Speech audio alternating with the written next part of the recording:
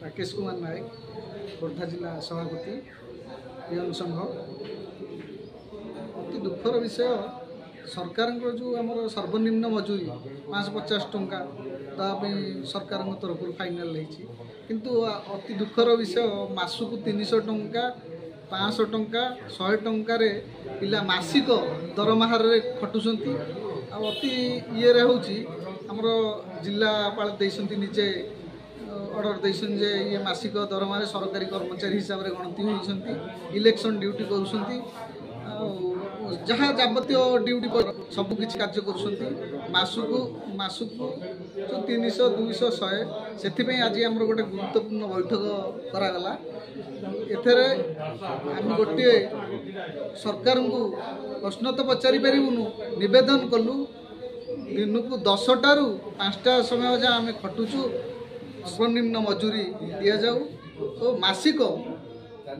दरमाहार दरमा दि जाऊ। बारंबार एमती अभियोग सरकार बहुत थर आम अभियोग कलापर सरकार आम गोटे देले 1000 टंका लेखा गोटे फंड रु देइछंती आम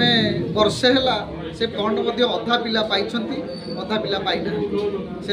आम डीपीओ सार को जनइलु से पिलाकर भूल टी से पारे अधे पिला कि पाई 1000 टंका ना जोटा से नदे आमको सर्वनिम्न मजूरी आकार में मासिक दरमा दि जाऊ आम पिला छुआ टी भले चलिए सरकार को आम अनुरोध करूँ। सुब्रत कुमार राज्य साधारण संपादक ओडिशा ग्राम पंचायत कर्मचारी पियन महासंघ। कौन कहे आजिकार आलोचना विषय कौन आज आलोचना है? आमर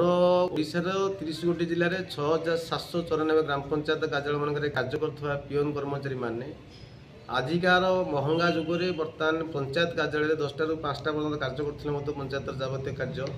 जनसाधारण को सरकार समस्त योजना को सफल रूपायन में सहयोग करते अंशग्रहण करते एमानंकु अन्य विभाग जमी तत्श्रेणी कर्मचारी पियन माने सरकार समस्त सुविधा सुजोग पाउछंती एवं सरकार वेतनभोगी कर्मचारी किंतु यही पियन कर्मचारी जो ग्राम पंचायत ग्रास रूट रही किंतु ग्रास रूट रही एमानंकु राज्य सरकार वर्तमान सुधा पंचायत राज विधि व्यवस्था भितर अंतर्भुक्त करना कि श्रम नियोजन विभाग कमिशनर जो घोषणा कर दैनिक सर्वनिम्न मजूरी अणकुशलटी 550 टका पाते बेले किंतु पंचायत पियन मानक मासक मिलूँ कौटी 500 कौटी 1000 हाथ टका पारिश्रमिक गतिश्रमिक कथा बढ़ी बर्तमान ओडिशा रे जो जनकल्याण राज्य चली बर्तमान डबल इंजिन सरकार तादरे पियन माने बहुत कष्ट दुख अनुभव करछंती कारण प्रत्येक नवनिर्वाचित प्रतिनिधि माने जनप्रतिनिधि माने माननीय विधायक माने से 2.5 लाख करें कारण से विधानसभा बसुँच से पहुँचती किंतु से चिंता प्रथम करेंगे उचित जे से भी पंचायत तृणमूल स्तर ही राजनेता सृष्टि होती आप देखु वार्ड मेंबर सरपंच समस्त अनारम फंडा बढ़ला 10,000 टका सरपंच कराला वार्ड मेंबर कराला आशा मान कराला निकट में माननीय मुख्यमंत्री मोहन माझी सार बर्तमान पाचिका सहायक 1000 टका बढ़ेले किंतु दीर्घ वर्ष धरी पंचायत स्थल में जो कम कर पंचायत कार्यालय जनसाधारण मानक समस्त योजना को जो सेवा प्रदान कर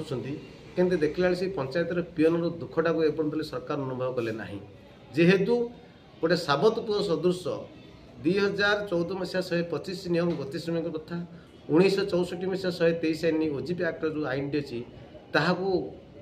एठा लागू करद्वारा कि आभ्यंतरण आयु एमाने पाउछंती पारिश्रमिक 500 1000 300 200 मासिक जिला अंतर्गत बालीपाना ब्लॉक बाहापुर ग्राम पंचायत पियन भाव काम कर कार्यरत पियन कौन असुविधा असुविधा आज्ञा जिते देश स्वाधीन है से ग्राम पंचायत तृणमूल स्तर में फास्ट अनुष्ठान गठन कराला से जड़े संपादक और जड़े पियन थिले कालक्रमे से संपादक मानू BLW करा सरकारी मान्यता दिगला किंतु पियन मानू अणदेखा करागला कि आजिका डेट्रे कौन पंचायत पियन 100 टका मासिक पाँच कौन पंचायत पियन 200 टका पाँच मासक किंतु वर्तमान सरकार घोषणा कर दिन को 550 टका गोटे सामान्य मूल्यार मजूरी किंतु से बाद बढ़ी किंतु आजिका डेट्रे पियन माने पंचायत सबू कर्म कर सरकार बहुत प्रकार माने सरकार कार्यक्रम बहुत प्रकार पंचायत माध्यम किंतु एथिरे पियन माने बहुत खटुंट କିନ୍ତୁ ଖଟିଲା ପରେ ସୁଦ୍ଧା ସେମାନଙ୍କୁ ଅଣଦେଖା କରାଯାଉଛି। ମୁଁ ମାନ୍ୟବର ମୁଖ୍ୟମନ୍ତ୍ରୀଙ୍କୁ ଏତିକି କୃତଜ୍ଞତା କରୁଛି, ମୁଖ୍ୟମନ୍ତ୍ରୀ ଆମ ଦୁଃଖ ଆଉ ଗୁହାରି ଶୁଣନ୍ତୁ। ଆମ ପିଅନମାନଙ୍କ ପରିବାରକୁ କେମିତି ଭଲରେ ଚଳିବା ପାଇଁ ଆମମାନଙ୍କୁ ସରକାରୀ ମାନ୍ୟତା ଦିଆଯାଉ। କିନ୍ତୁ ମୁଖ୍ୟମନ୍ତ୍ରୀଙ୍କୁ ମୁଁ ଏତିକି ବିନମ୍ର ଅନୁରୋଧ କରୁଛି, ଆପଣଙ୍କର ପରିଚୟ କେମିତି ସାରା ଓଡ଼ିଶାରେ ଯେମିତି ରହିବ, କିନ୍ତୁ ଆପଣ ପିଅନମାନଙ୍କୁ ସୁବିଧା ସୁଯୋଗ କରାନ୍ତୁ। ଆଉ